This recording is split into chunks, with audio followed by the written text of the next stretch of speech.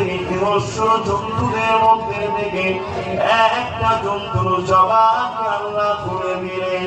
আল্লাহ নবী যিনি হলেন সাইয়্যুল কাদির, তিনি যেটা চান বলার সাথে সাথে হয়ে যায়।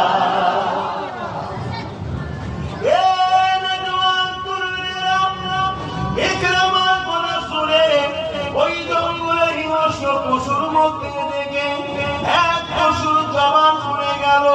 সে মানুষের ন্যায় কথা বলতে লেগেছে। গ্রামারে অবশ্যই মানুষের বস্তু তো আমাদের এখানে বড় সুস্বাদু, আমরা মানুষ পেলে বড় খুশিতে ধমক্ষণ করি, কিন্তু গ্রামার তোমাকে আমরা খেতে পারবো না, তোমাকে খাওয়া আমাদের জন্য নিষেধ হয়ে গেছে। কেন?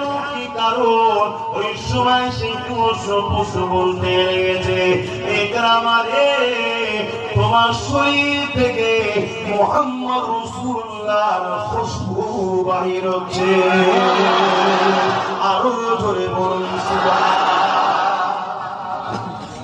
তখন কিন্তু একরামা ঈমান আনলেন।